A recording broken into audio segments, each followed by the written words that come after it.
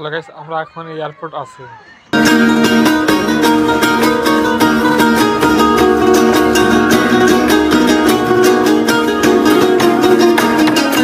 Hello guys, আসসালামু আলাইকুম। আমি এসেছি সাগর ভাই বিনোদনের পক্ষ থেকে, সবাইকে ওয়েলকাম। আমি নতুন ভিডিও নিয়ে এসেছি, ব্লগ ঢাকা এয়ারপোর্ট।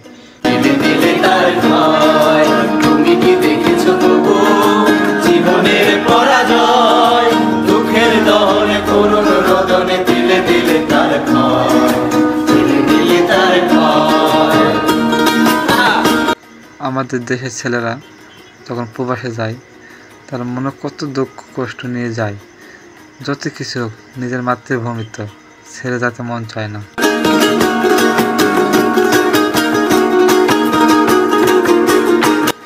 আমাদের বাংলাদেশের ছেলেরা প্রবাসে অনেক কষ্ট করে তার নিজের পরিবারের জন্য, ছেলে মেয়ের জন্য, ভাই বোন, আত্মীয় স্বজনের জন্য তারা অনেক কষ্ট করে।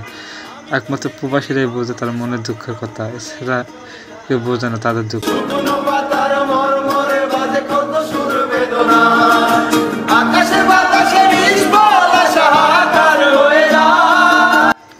আমি গিয়েছিলাম ঢাকা এয়ারপোর্ট। আমার বড় ভাই দুবাই থেকে এসেছে, তাকে রিসিভ করার জন্য। আমার বাবা মা আমার সামনেই ভিডিও নিচ্ছে। তার সঙ্গে সঙ্গে একটু ঘুরে দেখলাম ভাগিনা, ছোট বোন, আমার মেয়ে, বড় ভাইয়ের ছেলে, এবং ভিতরে পরিবেশটা দেখানোর জন্য আমি ভিতরে প্রবেশ করলাম।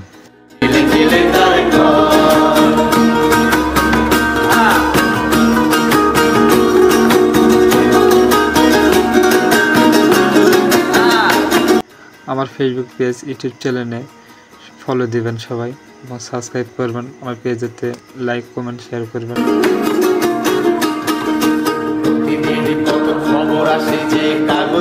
সিরাজগঞ্জ হোটেল যাত্রা বিরতি, আমরা কিছুক্ষণ ঘুরলাম হোটেলে মাঝে।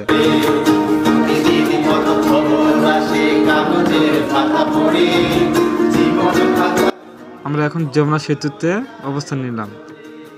কেউ তো জানে না প্রাণেরা তুমি বারে বারে সে কি চায়, স্বার্থের টানে প্রিয়জন কেন দূরে সরে চলে যায়।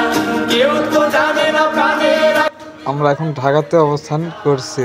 স্বার্থের টানে প্রিয়জন কেন দূরে সরে চলে যায়। ধরনীর বুকে পাশাপাশি তবু কেউ বুঝি কারণ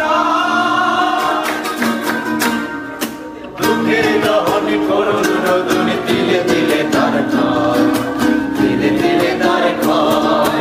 তুমি কি দেখেছো তবু জীবনের পরাজয়। দুঃখের দহনে করুণ রোদনে তিলে তিলে তার ক্ষয়, তিলে তিলে তার ক্ষয়, তিলে তিলে তার ক্ষয়, তিলে তিলে তার ক্ষয়, তিলে তিলে তার ক্ষয়।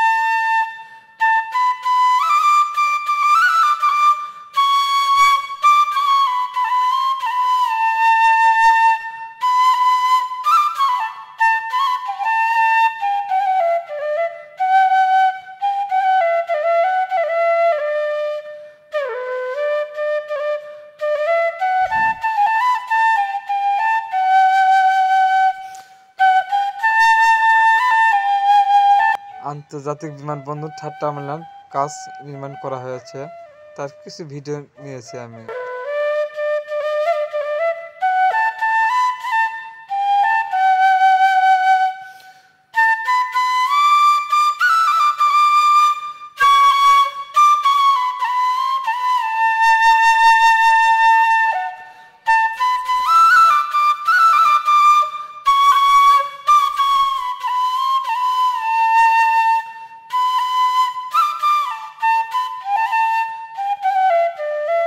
আমি এখন এয়ারপোর্টে নামবো। ভোর বাজে 4:50। আমি এয়ারপোর্টের সামনে চলে এসেছি। এয়ারপোর্টের গেটের সামনে অবস্থান করার পর অনেক প্রবাসী ভাইদের দেখলাম, তারা বসে রয়েছে, কে সারা রাত বসে রয়েছে। তাদের ফ্লাইট সকাল 8টায় 7টায় বিভিন্ন দেশে যাবে। তাদের কষ্টগুলো দেখে খুবই খারাপ লাগলো আমার কাছে।